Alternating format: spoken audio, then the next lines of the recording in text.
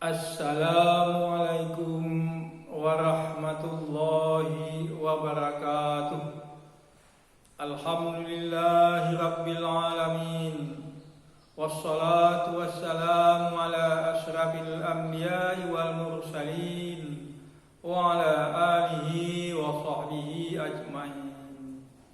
Bapak Ibu, saudara-saudaraku, kaum muslimin muslimat yang dirahmati Allah.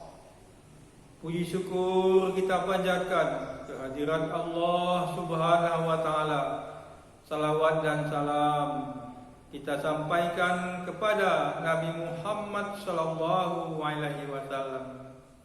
Bapak Ibu rahimakumullah, dalam kesempatan yang baik ini saya akan menyampaikan kisah orang-orang Quraisy di zaman Rasulullah Muhammad sallallahu alaihi wasallam.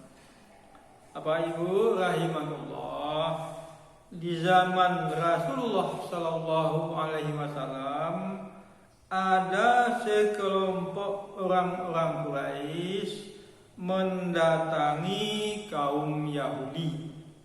Lalu mereka orang-orang Quraisy ini bertanya kepada kaum Yahudi, coba tunjukkan kepada kami apa bukti kebenaran ajaran Nabi Musa kepada kalian. Lalu kaum Yahudi menjawab, bukti kebenaran ajaran Nabi Musa adalah tongkat dan tangan Nabi Musa putih bersinar bagi yang memandangnya. Bapak Ibu rahimakumullah, orang-orang Quraisy ini hanya sekedar ingin tahu saja, Mereka tidak bisa menyanggah dan tidak pula berkomentar, no comment.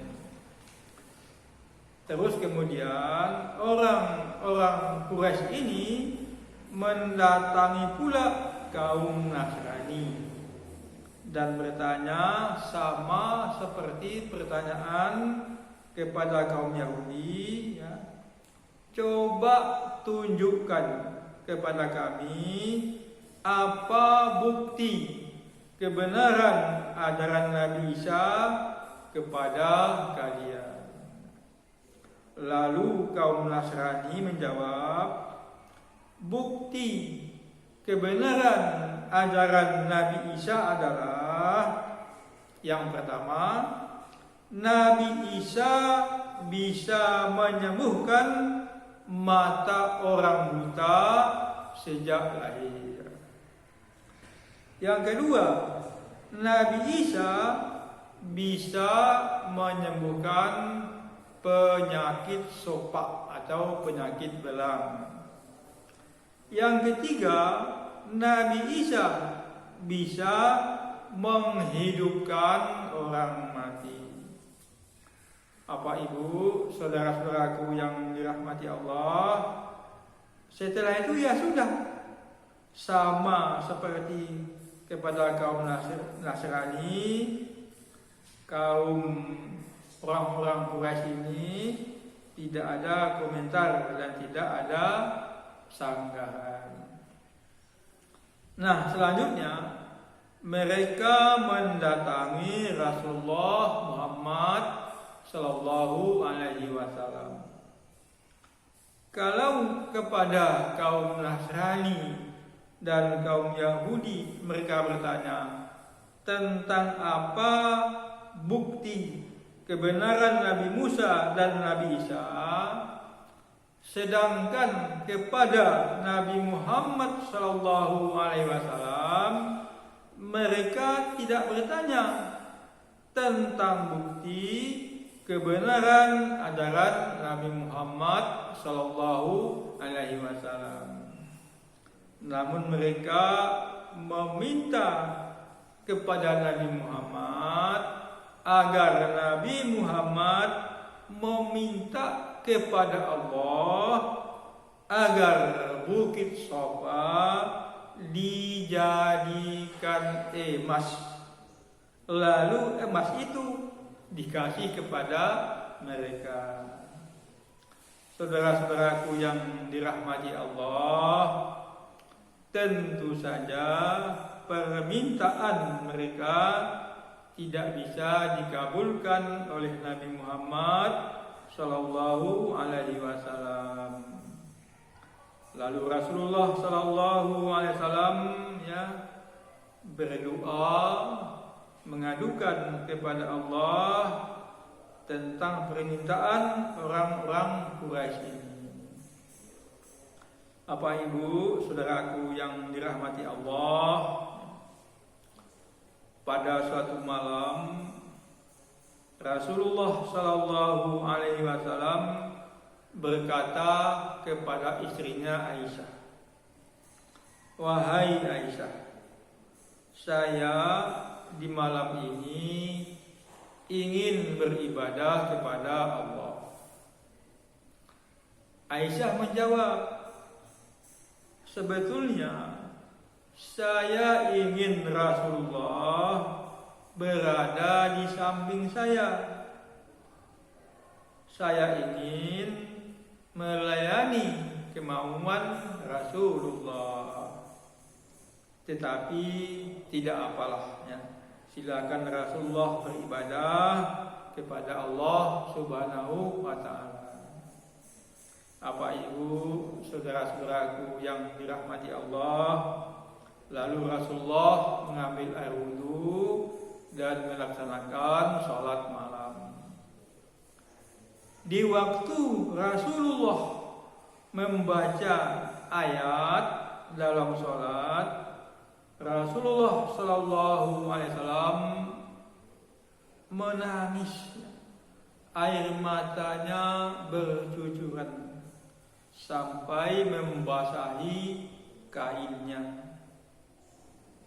Setelah Rasulullah selesai sholat, Rasulullah duduk untuk bertasbih dan berzikir. Rasulullah menangis lagi sampai terseduh-seduh. Habis berzikir, beliau mengangkat tangan berdoa, menangis lagi sampai-sampai air mata Rasulullah membasahi tanah. Tidak lama kemudian Bilal datang untuk memandangkan azan subuh. Waktu itu sebagaimana yang kita ketahui, rumah Rasulullah bersebelahan dengan masjid. Jadi Bilal tahu dan melihat Rasulullah sallallahu alaihi wasallam menangis terseduh-seduh. Bilal bertanya, "Wahai Rasulullah, mengapakah Rasulullah menangis? Padahal Allah telah mengampuni dosa Rasulullah, baik yang terdahulu maupun yang akan datang." Rasulullah menjawab, "Ya Bilal, apakah saya ini bukan seorang hamba yang pantas dan layak bersyukur kepada Allah? Bagaimana saya tidak menangis di malam ini? Allah telah menurunkan ayat kepada saya, dan alangkah rugi dan celakanya orang-orang yang membaca ayat ini namun mereka tidak memikirkan dan tidak merenungkan kandungan isi ayat ini." Bapak Ibu, saudara-saudaraku rahimahullah, ayat yang turun kepada Nabi Muhammad SAW pada malam itu adalah Quran surat Ali Imran ayat 190 sampai 191.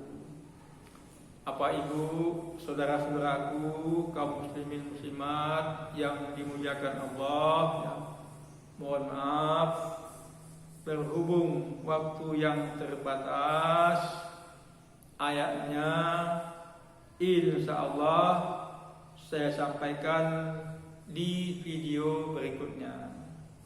Cukup sekian dulu yang dapat saya sampaikan, ya. Terima kasih atas perhatian Bapak Ibu.